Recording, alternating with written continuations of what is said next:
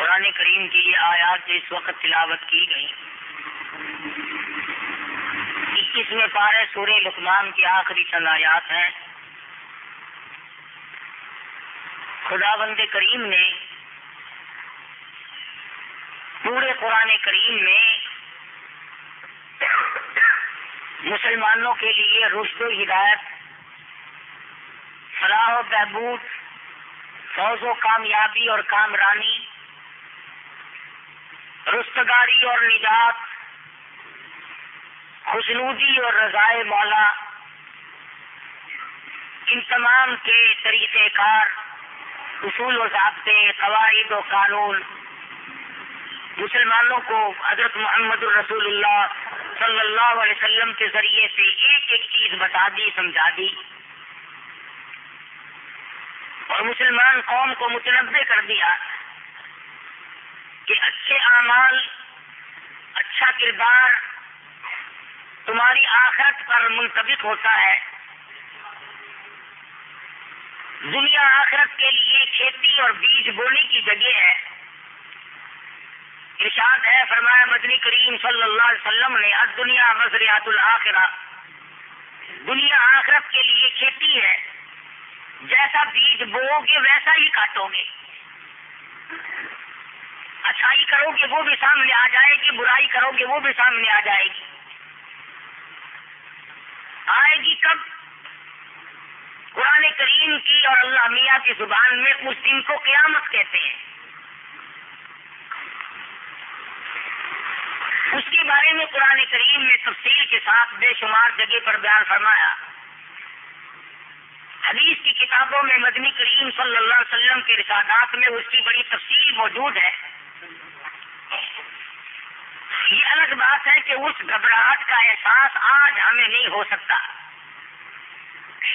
وہ پریشانی، وہ حزن و ملال، وہ تباہی اور بربادی جس کو قیامت کہتے ہیں، اس کا آج تصور بڑا محال اور مشکل ہے، ما سوا ان لوگوں کے جن کے دلوں میں اللہ پاک نے اپنا خوف ڈال دیا اور وہ نبی کی زبان پر اتنا یقین رکھتے ہیں کہ اپنی آنکھوں سے دیکھی ہوئی بات کو جھوٹا جان سکتے ہیں، مگر مدنی کریم صلی اللہ علیہ وسلم کے فرمان کو غلط نہیں جانتے. اپنے اپنے کلیجے اور دل پر ہاتھ رکھ کے سوچو، کیا ہم تمام سے تمام اس بیماری میں مبتلا نہیں؟ یہ دیکھی جائے گی یار جب قیامت آئے گی کیا ہوگا، بس قیامت آئے گی اور چلی جائے گی. اصل تو آئے گی ہی نہیں. کئی مرتبہ شیطان یہ کہتا ہے کہ تو کوئی قیامت تک زندہ رہے گا تو پہلے ہی مر جائے گا، تجھے کیا قیامت آتی رہے جاتی رہے. اگر مرنے والوں پہ سے قیامت کا گزر نہ ہو پھر قیامت کھائے گی. تفسیر کی کتابوں میں موجود ہے، آدم علیہ السلام سے لے کر قیامت تک کی کائنات انسانی، جانور، جاندار شے جو دنیا میں آئی وہ تمام کی تمام وجود میں آ جائے گی.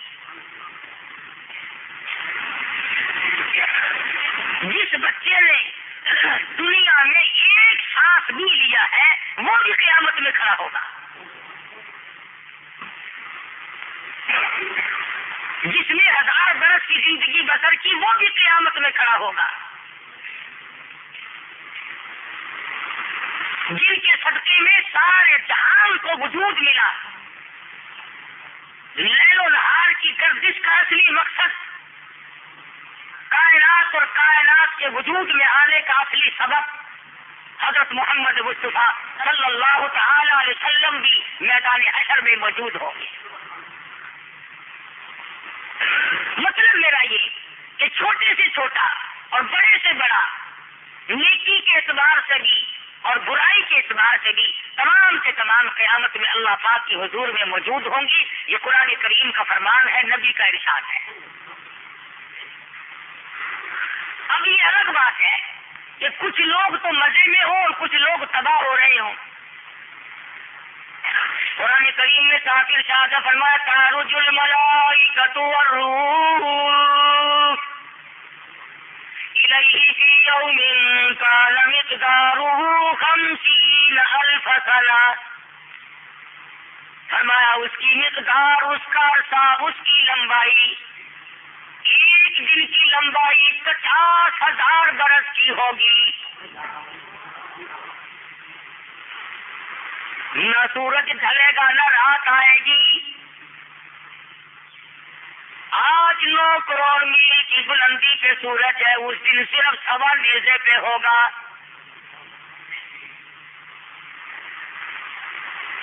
ساری دنیا خوف زدہ ہوگی، رو رو کر لوگوں کی آنکھوں سے پانی خشک ہو جائے گا، لہو بہہ رہا ہوگا۔ میری تیری کیا آرتی، میں اور تو کیا مقام رکھتے ہیں؟ ہم نے حدیث کی کتابوں میں پڑھا، نبی کریم صلی اللہ تعالی علیہ وسلم نے ارشاد فرما دیا، ابراہیم خلیل اللہ جیسے جلیل القدر پیغمبر پلا پلا پکار اٹھیں گے۔ اسی کو کہتا سی جا دن قیامتی دا، اسی جا دن قیامت دا، خدا باسی عدالت تے زمین تپسی مثلتا بے پریشان ہر بشر ہو سی۔ دماغ پگھل جائیں گے، پسینے میں ڈوب کر غرق ہو جائیں گے، حالات بگڑے ہوئے۔ قل اللہ یحییکم ثم یمیتکم ثم یجمعکم الی یوم القیامۃ لا ریب فیہ۔ تمہیں پہلے پیدا کیا، پھر موت آ جائے گی، پھر میں تم سب کو قیامت کے دن میں جمع کر لوں گا۔ اسباب بنیں گے، حالات پیدا ایسے ہو جائیں گے، درخت نہیں، باغ نہیں، باغیچہ نہیں، گلشن نہیں، دیوار نہیں، کوٹھی نہیں، بنگلہ نہیں، کسی جگہ بھی سایہ دیکھنے کو بھی نصیب نہیں۔ لوگ ترس جائیں گے، سمندر خشک ہو جائیں گے۔ دنیا میں 3 حصے پانی ہے، چوتھے حصہ زمین ہے۔ اندازہ لگاؤ، سمندر جن کے زمین کے پردے پٹے پڑے ہیں وہ بھی تمام کے تمام خشک ہو جائیں گے۔ یہ ندی نالے، یہ چشمے، یہ کنویں، یہ نلکے، یہ تمام کے زمین کے نیچے کا پانی، زمین کے اوپر کا پانی، زمین کے ادھر ادھر کا پانی قیامت کے خوف سے سارا خشک ہو جائے گا۔ ارشاد فرمایا نبی کریم صلی اللہ تعالی علیہ وسلم نے، صرف 7 قسم کے آدمیوں کو سایہ ملے گا، وہ بھی کسی درخت کا سایہ نہیں، کسی باغ بغیچے کا سایہ نہیں، کسی سرمایہ دار کی کوٹھی کا سایہ نہیں، کسی جگیردار کے بنگلے کا سایہ نہیں، کسی صدر کی کوٹھی کا سایہ نہیں، کسی گورنر کے بنگلے کا سایہ نہیں۔ وہاں تو تمام سے تمام کی حالت یہ بنی ہوگی، تمام اکٹھے موجود ہیں، اور گورنروں اور کمشنروں اور ملک کے وزیر اعظموں اور صدروں، بتاؤ لمن الملک اليوم، کہاں ہے وہ تاجور، کہاں ہے وہ تاج اوڑھنے والے، کہاں ہے وہ تخت نشین تختوں پہ بیٹھنے والے، طرح طرح کی قسموں رہنے والے، وہ آج کہاں گئے جن کے حالات دنیا میں بڑے اونچے تھے؟ فرمایا آؤ آج دم مارو، ذرا چوں تو کرو، بول کے تو دکھاؤ، لمن الملک اليوم، اور دنیا دارو اور بادشاہو آج بتاؤ کس کی بادشاہت ہے؟ آج کون ہے جو دم مارے؟ کس کی جرأت ہے؟ کس کی مجال ہے؟ روئے زمین پہ حکومت کرنے والے ذوالقرنین جیسے رو رہے ہیں، چھوٹے بڑے تمام کے تمام پناہ پناہ پکار رہی ہے۔ کلیم اللہ پریشان ہے، روح اللہ پریشان ہے، آدم صفی اللہ بیٹھ کے رو رہے ہیں۔ آج اگر میری جنت والے بھول کا ذکر آ گیا تو میرا کیا بنے گا؟ بڑے بڑے پیغمبر، بڑے بڑے رسول، بڑے بڑے نبی، اللہ پاک کے برگزیدہ بندے، ولی قطب ابدال غوث، تمام کے تمام آنسو بہا رہے ہیں، الہی خیر صرف یہی نہیں کہ یہ خود بخود گھبرا کر ادھر ادھر پھرتے رہے، بلکہ میں ان سب کو اکٹھا کروں گا۔ یوم یجمع اللہ الرسل، یوم یجمع اللہ الرسل فیقول ماذا اجبتم، اور میرے رسولوں اور میرے پیغمبروں اور میرے نبیوں اور میرے نمائندوں، کیا میں نے تمہیں کہا تھا کہ لوگوں کو جا کر خود بخود الہ بن جانا؟ اور خلیل ٹھہر جاؤ، کلیم اللہ تم بھی ٹھہرو، ذبیح اللہ تم بھی ٹھہرو، عیسیٰ ابن مریم ذرا ادھر آؤ۔ وَإِذْ قَالَ اللَّهُ يَا عِيسَى ابْنَ مَرْيَمَ، اور عیسیٰ علیہ السلام بیٹے مریم تھے، یہاں کھڑے ہو جاؤ، میری عدالت میں کھڑے ہو کر بیان دو، أَأَنْتَ قُلْتَ لِلنَّاسِ، أَأَنْتَ قُلْتَ، کیا تم نے کہا تھا لوگوں کو، أُمِّيَ إِلَٰهَيْنِ مِن دُونِ اللَّهِ اتَّخِذُونِي وَأُمِّيَ إِلَٰهَيْنِ مِن دُونِ اللَّهِ، کیا تم نے لوگوں کو کہا تھا مجھے الہ بنا لینا، میری ماں کو الہ بنا لینا؟ یہاں کھڑے ہو کر بیان دو، سیشن جج کی عدالت نہیں، ہائی کورٹ نہیں، سپریم کورٹ نہیں، سول جج کی عدالت نہیں، خدا کی قسم مالک الملک کی عدالت ہے۔ أَأَنْتَ قُلْتَ لِلنَّاسِ اتَّخِذُونِي وَأُمِّيَ إِلَٰهَيْنِ مِن دُونِ اللَّهِ، کیا تم نے یہ بات کہی تھی کہ مجھے اور میری ماں کو خدا بنا لینا، ہماری نظر نیاز دینا، ہمیں مشکل کشا ماننا، ہمیں بگاڑ بنو میں کار ساز ماننا؟ اور ذرا اندازہ لگاؤ، خدا کی قسم جلال خدا بندی کو پیغمبر جانے، نبی جانے، رسول جانے، مجھے اور تجھے کیا معلوم، یہ نہیں فرماتے کہ نہیں میں نے نہیں کہا، بلکہ فرماتے ہیں قال سبحانک، قال سبحانک، عیسیٰ علیہ السلام جانتے ہیں میں کھانے میں نہیں کھڑا، تحصیل میں نہیں کھڑا، کچہری میں میرا بیان نہیں، سول جج سیشن جج کے یہاں میرا بیان نہیں، میں اللہ پاک کی عدالت میں کھڑا ہوں۔ فرمایا قال سبحانک، اور میرے پروردگار جو بات مجھ سے پوچھ رہے ہو آپ تو اس سے پاک ہے۔ خداوند کریم کی حیثیت دیکھو، جلال دیکھو، اللہ کا رعب دیکھو کہ نبی سے جو بات پوچھی جا رہی ہے اس کا انکار نہیں فرماتے، بلکہ کہتے ہیں انداز دیکھو، نبی کا کرام کرنے کا انداز دیکھو۔ فرمایا قال سبحانک، میرے پروردگار تیری ذات پاک ہے، ما یکون لی ان اقول ما لیس لی بحق، میں ایسی بات کیوں کر کہتا جو میرے منہ سے اچھی بھی نہیں لگتی۔ شرک کی بات، ہم تو دنیا میں شرک مٹانے گئے تھے، ہم تو ضلالت کو ختم کرنے گئے تھے، ہم تو جہالت کو ختم کرنے گئے تھے، ہم تو توحید کا پرچم لہرانے گئے تھے، اور ہم الٹے شرک کراتے۔ الہی ایسی بات میں کیوں کر اپنی زبان پہ لاتا جو میرے شاعر نشان نہیں، جو میری زبان سے سجتی نہیں۔ اور نبی کا انداز تو دیکھ، تو اپنے آپ کو ولی سمجھتا ہے نا،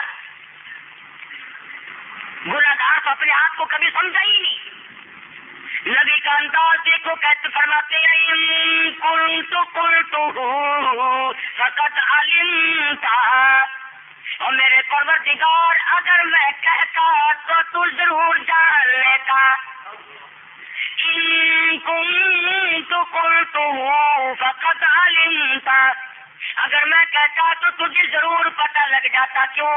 تعلم ما فی نفسی، تو اچھی طرح جانتا ہے جو کچھ میرے ارادے میں ہے، ولا اعلم ما فی نفسک، میں نہیں جانتا جو کچھ تیرے علم میں ہے۔ انک انت علام الغیوب،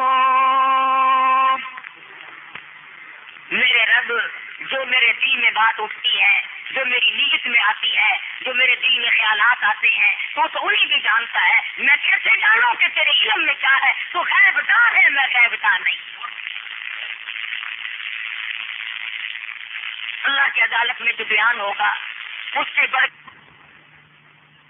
اتنا عیسیٰ علیہ السلام کو قیامت کے خوف نے پریشان کر رکھا ہے۔ سچ بات کر رہا نبی ہر وقت کہتا ہے، اللہ کی عدالت میں بھی سچی بات فرما دی۔ بات ہی کر رہا تھا کہ پریشان کن ماحول، اور پھر عیسیٰ علیہ السلام سے پوچھا گیا، آپ نے تو کہا نہیں، آپ نے ان لوگوں کو شرک کی تعلیم نہیں دی، لیکن یہ سارے عیسائی مشرک کیسے ہو گئے؟ تین خدا ماننے والے کیسے بن گئے؟ ہم عیسائیوں کو کافر کہتے ہیں کہ جی ایک خدا کو چھوڑ کر تین خدا مانتے ہیں۔ ہم عیسائیوں کو کافر سمجھتے ہیں اور کافر ہیں، ہم انہیں مشرک سمجھتے ہیں کہ انہوں نے تین خدا کیوں ماننے؟ اگر کوئی تین خدا مان لے، عیسیٰ علیہ السلام کو اور مریم علیہ السلام کو اور ایک اللہ میاں کو، وہ تو کافر، وہ تو مشرک، اور جو مسلمان 50 قبروں کو سجدہ کرتا پھرتا رہے وہ بھی پکا مسلمان ہے۔ سوچنے والی بات ہے، ہم فتویٰ نہیں دیتے، ہم نے کبھی فتوے نہیں دیے، ہم تو اس بات کے غم میں مر رہے ہیں کہ ہم مسلمان ہو کر اگر جہنم میں گئے تو آج دنیا میں آنے کا کیا بنا؟ جو قوم صرف تین خدا مان لے وہ کافر ہو جائے، وہ مشرک ہو جائے، اور ماننے بھی نبی کو اور نبی کی ماں تو ایک تو خدا تو وہ بھی مانتے ہیں نا، خدا اور ایک عیسیٰ علیہ السلام اور ایک حضرت مریم علیہ السلام، انہوں نے تین مانے تو وہ کافر ہو گئے، اور ہم نے جہاں چیخنا چوپڑا پتھر دیکھا، جہاں ذرا اچھی خانقاہ بنی دیکھی، جہاں اچھا درخت کی چھاؤں دیکھی، ہم نے وہی خدا مانا۔ بلکہ ہمارے دماغ تو یہاں تک بگڑے، سن 72 میں اللہ پاک نے جب اپنے دربار میں بلایا، بیت اللہ شریف میں رش ہو جاتا ہے حج کے زمانے میں، تو لوگ ادھر ادھر ساتھی ہو ہی جاتے ہیں۔ بابا عبدالعزیز کے پاس ہم لوگ کھڑے تھے تو ایک حاجی صاحب ضلع مظفر گڑھ کے تھے، وہ روتے ہوئے آئے۔ بعض لوگوں کو ہمدردی کا بھی خیال ہوتا ہے کہ کوئی راستہ بھول گیا ہوگا، معلم کی جگہ بتائیں گے، محلہ ہم نے کہا سب کیوں رو رہے ہو؟ کہنے لگا میری حاجن گم ہو گئی۔ تو پوچھتا ہے نا آدمی کہ بھی کہاں تھی، تم نے کہاں دیکھی، کہاں بچھڑی تم سے؟ آخر لگا ایک جڑی کالے ٹھگڑی والے خانگاہ ہے نا، بیت اللہ شریف پہ غلاف چڑھا ہوا ہے نا، اللہ کے گھر کو بیت اللہ کو کہتا کہ یہ جڑی کالے ٹھگڑی والی خانگاہ ہے ہی کے نال وڈی ہے، طواف بھی نہیں کہتا، کالے ٹھگڑے والی خانگاہ، وہ ساری عمر جو خانگاہ میں سر مار کے گزر گئی، آج اللہ کے گھر کو بھی خانگاہ کہتا ہے۔ خدا کی قسم پسینے آ گئے، اللہ کے دربار میں کھڑے ہیں، ہر میں محترم ہے، اللہ کا دربار ہے، اور یہ کیا کہہ رہا ہے؟ وہاں جہالت کی بنا پر اسے یہ پتا نہیں کہ میں اللہ کے دربار میں کھڑا ہوں یا کسی کی خانقاہ پہ کھڑا ہوں۔ اور ہم نے بیت اللہ شریف کا طواف کرتے ہوئے، اللہ سب کو ہدایت دے اور سمجھ عطا فرمائے، آمین کہو۔ عورتوں کو یہ کہتے ہوئے اپنے کانوں سے سنا، باوجود بیٹھا ہوں، مسجد میں بیٹھا ہوں، اور سے آپس میں ایک دوسرے کو کہہ رہی تھی یہ کوٹھے دے وچ اللہ سائی کی قبر ہے، کہاں پہنچے ہوئے ہو؟ ہماری دینی معلومات تو دیکھو، ہمیں یہ بھی پتا نہیں کہ خدا بھی مر سکتا ہے کہ نہیں۔ کیا دینداری کمائیں گے، کیا ہم لوگوں کے اندر جذبہ ایمان پیدا ہوگا، کیا ہم قرآن کریم کی قدر کریں گے، اور کیا ہمارے دلوں میں حضرت محمد رسول اللہ صلی اللہ تعالی علیہ وسلم کی کیا محبت ہوگی، کیا عظمت ہوگی۔ ارے ہم مقصد نبوت کو آج تک سمجھ نہیں نہ پائے۔ سیدنا عیسیٰ علیہ السلام اللہ پاک کی عدالت میں کھڑے ہیں، اللہ میاں کا جلال ہے، روب ہے، فرمایا وہ ایسی روب کی جاب ہے کہ دربار الہی میں ہزاروں سر بلندوں کے عزیزوں سر جھکے ہوں گے۔ جب جاؤ گے خدا کی قسم ہر ایک کا سر جھکا ہوا دیکھو گے، تمام دنیا کے بادشاہ موجود ہے، حکم موجود ہے، ابدال موجود ہے، رسول موجود ہے، ابادائی لمن الملک اليوم۔ اور لوگوں آؤ بتاؤ آج بادشاہ کس کی ہے، آج حکمرانی کس کی ہے، آج کون ہے جس کی حکومت کو تسلیم کیا جائے؟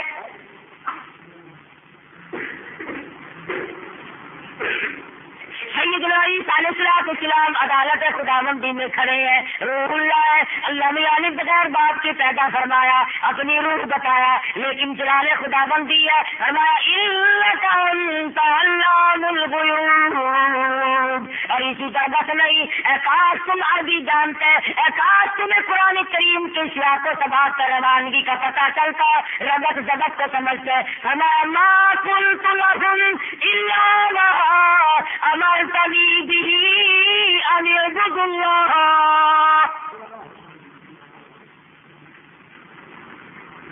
او میرے مالک، او میرے پروردگار، او حاکم الحاکمین، جب تک میرے دم میں دم رہا، جب تک میں دنیا میں زندہ رہا، ما قلت لهم الا ما امرتنی به ان اعبدوا اللہ ربی وربکم۔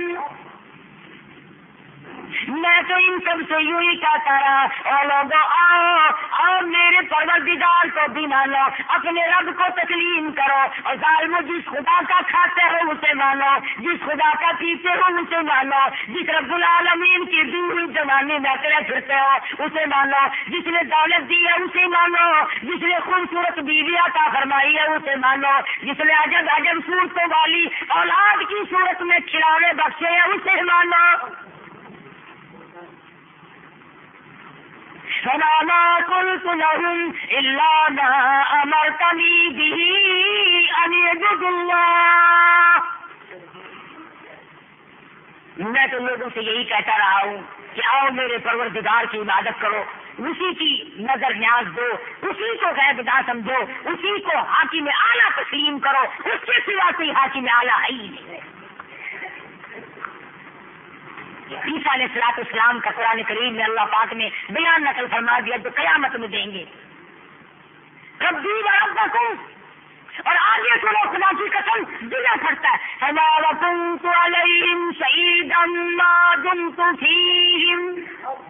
اور میرے رب اور میرے پروردگار اور میرے پیدا کرنے والے اور مجھے کھلانے پلانے والے اور میری جسم و جان کے مالک اور میرے ایک ایک بال کے پیدا کرنے والے اور میرے جوڑ جوڑ کے پیدا کرنے والے اور مجھے آنکھیں دینے والے اور مجھے زبان دل و دماغ دینے والے، وَقُلْتُ عَلَيْهِمْ شَهِيدًا مَا دُمْتُ فِيهِمْ۔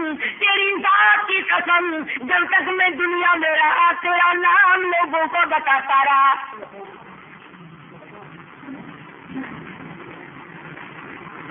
اللہ کا جلال ہے، اللہ میاں کا روب ہے، ساری کائنات موجود ہے، رسول کھڑے ہیں، پیغمبر کھڑے ہیں، نبی کھڑے ہیں، قطب ابدال موجود ہیں، غوث اوتار موجود ہیں، وہ اولیاء کرام موجود ہیں، تمام جہان کے اچھے برے تمام لوگ موجود ہیں، اور اللہ کا پیغمبر ڈر رہا ہے، بال بال سے پانی بہ رہا ہے، اور میرے رب جو تک میں زندہ رہا میں نے خود بھی لیا، لوگوں کو بھی معافی نفسی، جانتا ہے میرے دل میں بھی یہی بات ہے۔ تو ایسی صورت میں جہاں انبیاء گھبرا جائیں، جہاں رسول گھبرا جائیں گے، آخری یہ قرآنی آیات ہیں، ہم لوگوں کے پاس اس وقت کے لیے کیا تیاری ہے؟ سوال یہ پیدا ہوتا ہے کہ نہ ہم نبی، نہ ہم رسول، نہ ہم پیغمبر، بلکہ نہ ہم قطب اور ابدال، نہ ہم اولیاء کرام میں سے، آخر ہم کیا کریں؟ حدیث میں فرمایا نبی کریم صلی اللہ علیہ وسلم نے کہ اس خوفناک منظر میں بھی، اس تباہ کن حالات میں بھی، اس ہوش ربو گھڑی میں بھی کچھ آدمی اللہ کے عرش عظیم کے سائے میں بیٹھے ہوں گے آرام کے ساتھ۔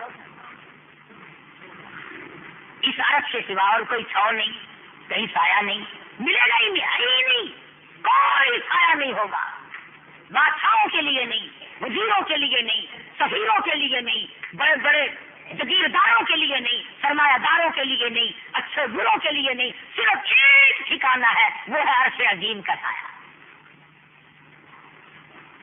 حدیث پاک میں آتا ہے، فرمایا نبی کریم صلی اللہ علیہ وسلم نے کہ اس عرش کی چھاؤں میں 7 قسم کے آدمی بیٹھ سکیں گے، 7 قسم کے آدمیوں کو اس دن سایہ ملے گا جہاں کہیں سایہ نہیں ہوگا، اس دن پانی ملے گا جہاں دیکھنے کو ایک قطرہ نہ ملے گا۔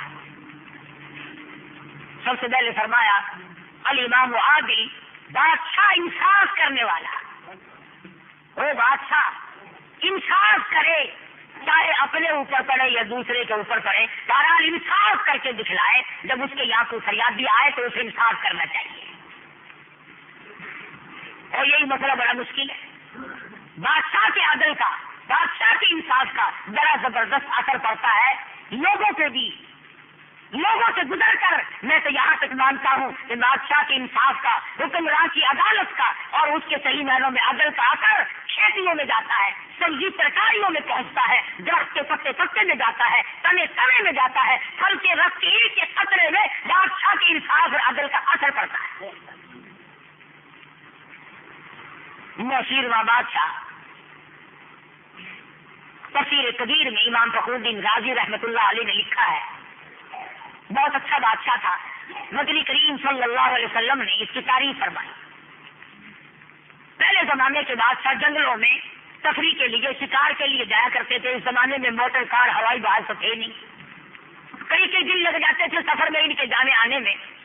تو بادشاہ جنگل میں گیا، کئی دن لگ گئے، ساتھیوں سے بچھڑ گیا۔ وہ دور دور کے جنگل ہوتے تھے، ہزاروں میل لمبے، لاکھوں میل لمبے۔ اکیلا جب رہ گیا تو سفر کرتا کرتا تھک گیا، چور چور ہو گیا، پانی نہ ملا۔ بالآخر اللہ پاک نے انار کے باغ میں اسے پہنچا دیا۔ بڑا خوبصورت باغ ہے، جنوں گھنا چھاؤں ہے، بہت اچھا سایہ ہے، ٹھنڈ ہے بڑی۔ بادشاہ بیٹھ گیا۔ ایک نوجوان لڑکا بادشاہ نے دیکھا باغ میں پھر رہا ہے۔ بادشاہ سلامت دیکھ کے کہنے لگے، اور نوجوان اس سے سوال کرتا ہوں، مسافر ہوں، راہ گزر ہوں، بڑی پیاس لگی ہے، مجھے کوئی اچھا سا ٹھنڈا پانی پلا دے۔ وہ ایک گلاس لایا، پیالہ لایا، بادشاہ کے سامنے انار توڑا اور اس انار کے دانوں کا رس نکالا۔ اس کے سامنے ایک انار میں سے اتنا بڑا گلاس پانی کا بھر گیا، انار کے پانی کا۔ جب بادشاہ نے پیا تو بڑا خوش ذائقہ، بہت اچھی رنگت، بہت اچھی خوشبو، بہت میٹھا، بہت ٹھنڈا۔ ادھر پی رہے ہیں، ادھر دل میں آ رہا ہے ہمیں تو شہروں میں بھی یہ انار نہیں ملتے، یہ دیہات میں بیٹھے ایسے انار کھا رہے ہیں، یہ بات ہمیں لے لینا چاہیے۔ اس بات کو ہم حکومت کی ملک کر لیں گے، یہ بادشاہ کی ملک ہونا چاہیے۔ یہ دیہاتی لوگ ایسے انار کھاتے ہیں، میرے محل میں ایسے انار کبھی نہیں آئے، بدماش لوگ ہیں، پہنچاتے نہیں ہیں، ہمیں کبھی سکھایا تک نہیں ایسا انار۔ گلاس پی لیا، کچھ دیر سستایا، گرمی تھی، اور کہنے لگا کہ نوجوان لو میں چلتا ہوں، اگر تیری مہربانی ہو سکے تو ایک گلاس اور پلا دے۔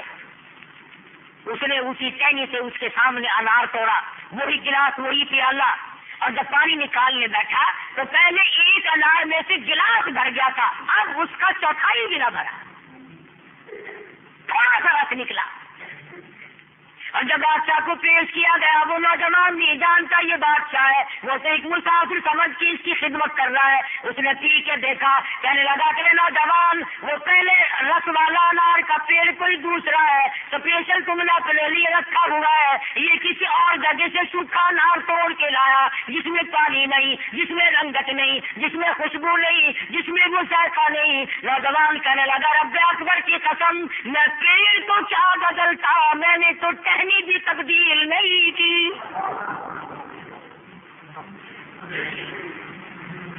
میں بھی وہی، تو بھی وہی، یہ باغ بھی وہی، یہ پیڑ بھی وہی، یہ درخت بھی وہی، اور یہ شاخ بھی وہی، یہ گلاس بھی وہی، اور اسی ٹہنی سے دوسرا انار توڑ کے لایا ہوں۔ پھر بادشاہ کہنے لگا کہ نوجوان کیا راز ہے؟ سارا پانی خشک ہو گیا، رنگت کا بیڑا غرق ہو گیا، ذائقہ تباہ ہو گیا، خوشبو جاتی رہی، ٹھنڈائی مٹھاس تمام کے تمام کیوں کر ختم ہو گئے۔ نوجوان کا چہرہ بگڑا، پسینہ آیا، اور مسافر کی طرف منہ کر کے کہنے لگا، اور مسافر جی، ایسا معلوم ہوتا ہے ابھی ابھی اسی حال میں، اسی لمحہ میں اس ملک کے بادشاہ کے دل میں بےایمانی آ گئی۔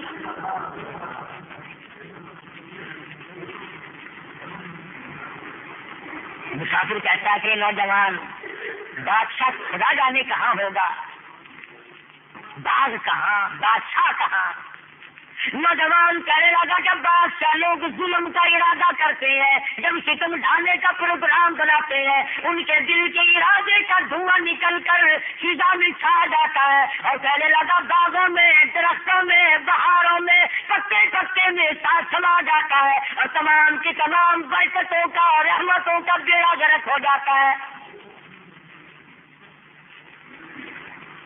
کہیں بھی ہوگا نوجوان کہتا ہے میری بات میری صحیح ہے، اس کے دل میں خرابی آئی ہے تو رس بھی گیا، ذائقہ بھی گیا، مٹھاس بھی گیا، خوشبو بھی گئی، رنگت بھی گئی، ساری چیزوں کا بیڑا غرق ہو گیا، اور کہنے لگا دیکھو سارا باغیت دم وہ جھا گیا۔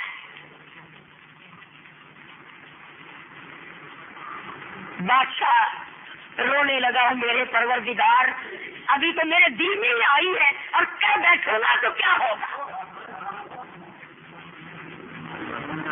یہ تو صرف ارادے کی نحوست ہے، میرے دل میں ایک بات آئی، کہاں میرا دل، کہاں یہ باغ، اور کہاں اس کے پیڑ، اور کہاں اس کے تنے، اور کہاں اس کا رس، اور کہاں اس کی خوشبو اور ذائقہ رنگت، ساری چیزیں برباد ہو گئی۔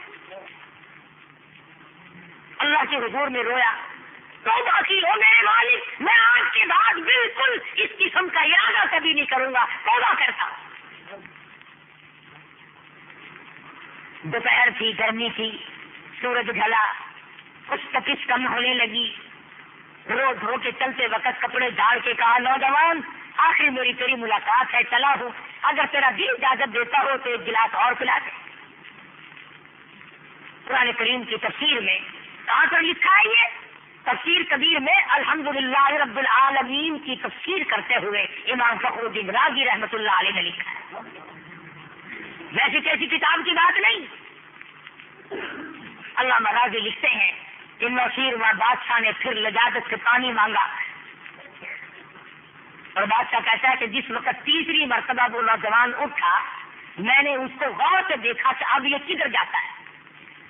بادشاہ کہتا ہے اسی ٹہنی پہ گیا جس پہ 2 دفعہ پہلے گیا تھا، اور وہاں پہنچا، اور وہاں پہنچ کر ایک انار توڑ کے لایا، میرے پاس بیٹھ کر کے دانے نچوڑے نپیڑے، اور گلاس کہتا 20 والے گلاس کی تو بات کیا تھی، اب کے پہلے گلاس سے بھی زیادہ رس نکلا،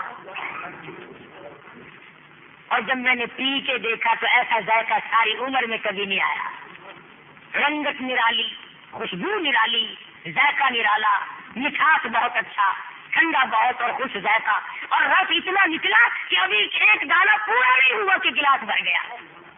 تو بادشاہ کہنے لگا کہ نوجوان یہ تو خاص دانہ رکھا ہوا اپنے لیے؟ نوجوان کہنے لگا مسافر جی یہ بات نہیں، بلکہ ایسا معلوم ہوتا ہے ابھی ابھی اسی لمحہ اسی گھڑی کے اندر اندر بادشاہ وقت نے ظلم کرنے سے توبہ کر لی ہے، اسی گھڑی میں ابھی ابھی بادشاہ وقت نے ظلم کرنے سے توبہ کر لی ہے، خداوند کریم نے اس کی توبہ کو قبول فرما لیا، تو اس کی توبہ کا اثر جنگلوں میں، باغوں میں، بہاروں میں، کھیتیوں میں، سبزیوں میں، ترکاریوں میں، تمام غلے میں، دانے دانے میں بادشاہ کے انصاف کا اور بادشاہ کے ظلم کا اثر جاتا ہے۔ آج ہم سارے بیٹھ کے کہتے ہیں نا سبزیوں میں ذائقے نہیں رہے جی، کیسے رہے؟ کھاد کا اثر ہے، کھاد کا اثر ہے، کھاد کا اثر تو ہے، حکمرانوں کو نہیں دیکھتے کتنی نیک وقت ہے۔ وہ ایک مرتبہ نماز کے لیے دفاتر میں جب حکم آیا تو لوٹے رکھے گئے، صفیں بچھی، اب جا کے تو دیکھو کتنے کی نمازیں پڑھتے ہیں۔ خود حاکم الحاکمین کی اتنی بڑی نافرمانی ہے، برکت کیسے آئے، خیر کیسے آئے؟ صبح کو گھر سے ٹوتھ پیسٹ کر کے اور سرخی پاؤڈر لگا کے نکلتے، اتنے لمبے لمبے چھلے لگا رکھے ہیں پتلون میں جن کا پروگرام ہوتا ہے کہ یہ شام کو بھر کے لائیں گے، اور واقعہ بھر کے لاتے ہیں۔ تم برکت مانگتے ہو، تم سبزیوں میں ذائقہ مانگتے ہو، تم غلوں میں صحت اور تندرستی مانگتے ہو، یہ قرآن گواہ ہے، نیت بگڑ گئی۔ اگر نیتیں نہ بگڑتی تو یہی سے وہ لوگ ایک کمایا کرتا تھا 10 کھایا کرتے تھے، اب 10 کے 10 کماتے ہیں پھر بھی پوری نہیں پڑتی۔ عورت کما رہی ہے، مرد کما رہا ہے، لڑکی بھی کوئی دھندا کر رہی ہے، ماں بھی لپٹ رہی ہے، بہنیں بھی لگ رہی ہیں، اور شام کو پھر سر پہ ہاتھ رکھ کے روتے ہیں کہ فلاں قرض مانگنے والا کھڑا کہاں سے دیں. تو محمد مدنی صلی اللہ علیہ وسلم نے فرمایا قیامت کے دن عرش کے سائے میں، عرش کی چھاؤں میں سب سے پہلے عادی بادشاہ، انصاف کرنے والا بادشاہ، جس کے دل میں کبھی ظلم کا ارادہ بھی نہیں آیا ہوگا، اسے اللہ پاک ٹھکانہ عطا فرمائے. شیخ سعدی رحمت اللہ علیہ نے بڑی عجیب بات کہی. فرمایا کہ جب آدمی کسی پہ ظلم کرتا ہے تو وہ بظاہر سہ جاتا ہے، وہ جھیل جاتا ہے، لیکن جب وہ یوں کرتا ہے نا، فرمایا سعدی نے اس کی ہاں کا دھواں سمندر میں ڈال دو، آگ لگ جائے. تو نہیں لڑتا. اسی کو کہتا میں تم در ضعیفان بیچارہ زور. شادی ہے، فرمایا نکن در ضعیفان بیچارہ زور بیندیش آخر زتنگی یہ گور. کمزور پہ ظلم نہ کیا کر، آخر اندھیری قبر میں، تنگ قبر میں تو لے جانا ہے، سوچا تو کر. اور فرمایا کہ نکن مردم آزاری اے تم درائی، نکن مردم آزاری اے تم درائی کہ نادار اکبر تو قہر خدا ہی. نہ ستایا کر عورت کو، مرد کو، کسی کو نہ ستا کہ اگر اس کے دل سے آہ نکل گئی تیرا بھیڑا غرق ہو جائے گا. اور اگلی بات صحابی نے بڑی عجیب کہی ہے، کہتا بآزار مظلوم مائل مباش، بآزار مظلوم مائل مباش زدود دل خلق غافل مباش. فرمایا کہ مخلوق کے دل کے دھوئیں سے غافل نہ ہو، اگر وہ آہ تجھے لگ گئی تو یہ ایسا دم کا کام کر جائے. اور فرمایا کہ ستم کش در آہی، ستم کش در آہی در آرد زدل، ستم کش در آہی در آرد زدل زند سوز آشعلہ در آب و گل. فرمایا اس کے دل کے دھوئیں کو اگر سمندر میں ڈال دو اس میں بھی آگ لگا دے گی تو تجھے خیر کہاں سے ملے گی. اس لیے فرمایا حکمرانوں، بادشاہوں، وزیروں، افسروں، سرمایہ داروں، جگیرداروں، دولت مندوں، ظلم نہ کیا کرو. تم چوکڑی مار کر بیٹھے ہوگے، اس کے دل کے دھوئیں میں تیرے لیے جہنم تیار کرتی ہوگی. یوں تو نہیں ارشاد فرمایا میرے آقا اور مولا حضرت محمد رسول اللہ صلی اللہ تعالی علیہ وسلم نے فرمایا سب سے پہلے، جیسے حضور نے یہ نہیں فرمایا کہ سب سے پہلے رسولوں کو جگہ ملے گی، یہ نہیں فرمایا کہ سب سے پہلے نبیوں کو جگہ ملے گی، یہ نہیں فرمایا کہ قطبوں کو جگہ ملے گی، ابدالیوں کو اس کے چھاؤں میں جگہ ملے گی. فرمایا عادل بادشاہ، انصاف کرنے والا بادشاہ.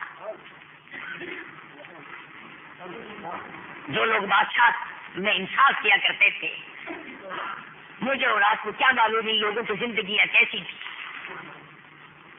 سلطان ہمایوں بادشاہ رحمہ اللہ دلی کے تخت شہنشاہی پہ حکومت کرتا تھا. پورے ہندوستان کیا ایشیا کا مالک تھا. ہندوستان کی تاریخ پڑھ کر کے دیکھو، کھانا کھا رہے تھے، روٹی کھا رہے تھے کہ مؤذن نے اذان شروع کی، اس کان میں آواز آئی اللہ اکبر. روٹی چھوڑ کر یکدم کھڑے ہوئے، میری تکبیر اولا فوت نہ ہو جائے. بادشاہ بادشاہ آج تم مزدور ہو کر نماز نہیں پڑھتے، تمہیں شرم نہیں آتی؟ دنیا میں بھی تنگی اور آخرت میں بھی ذلت، خسرت دنیا والآخرہ. یہ آپ ہی سارا دن سر پہ وزن اٹھائے پھرتے ہو اور قیامت میں بھی وزن اٹھاؤ گے. یہ بادشاہ ہے،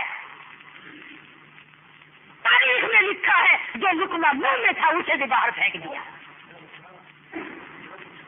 دیوان خاص میں بیٹھے ہوئے تھے، یکدم جو نیچے اترنے لگے، پیڑی ذرا لمبی تھی، زینہ بہت دور کا تھا، جلدی میں اترنے لگے. جماعت کے لیے عشاء کا وقت تھا، درمیان کی پیڑی سے پاؤں پھسلا، نیچے آنے سے پہلے موت آ گئی. دیکھو اس کی دیری آ گئی. ایک تو سلطان ہمایوں بادشاہ کی موت آئی ہے جو جماعت کے لیے دوڑا ہے، جو نماز کے لیے دوڑ رہا ہے، جس نے منہ کا لقمہ بھی پھینک دیا ہے، میری تکبیر اولا نہ چلی جائے، میری رکعت نہ چلی جائے. اور ایک اور دوڑا ہے اور ایک اور پھسلا ہے. اس کی بے نیازی تو دیکھ.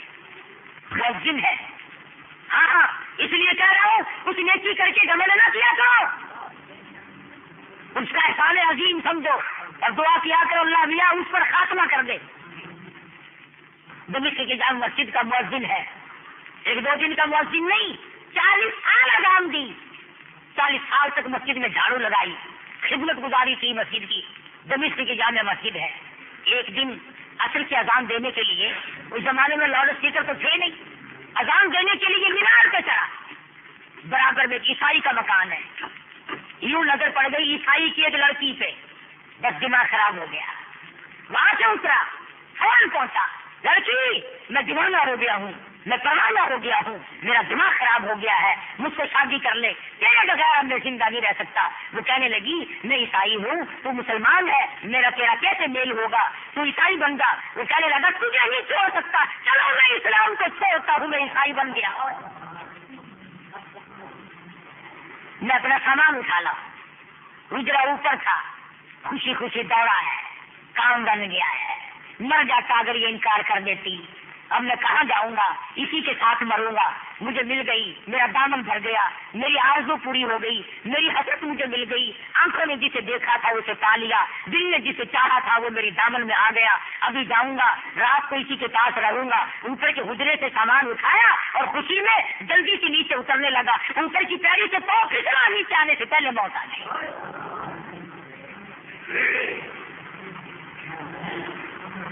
یہ سلطان ہمایوں کا پیر پھسلا ہے، ایک اس مؤذن کا پاؤں پھسلا ہے۔ یہ دیکھ لو کہ ان کے پیغام اور ان کے نیام اور ان کی حسرتیں اور ان کی آرزویں اور ان کے تمام تر یہ الگ الگ ہے۔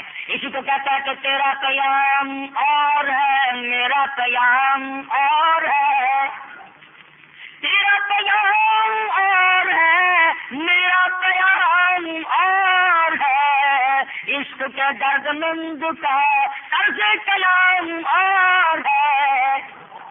ایک کس لیے دوڑا ہے اور ایک کس لیے دوڑا ہے، پیری پہ زینے کے دونوں کی موت آئی ہے، نیچے آنے سے پہلے مر گئے ہیں۔ اللہ پاک سے دعا مانگو، اللہ عادل بادشاہ اور نیک لوگوں کا ساتھ عطا کرے۔ آخر دعوانا الحمدللہ رب العالمین۔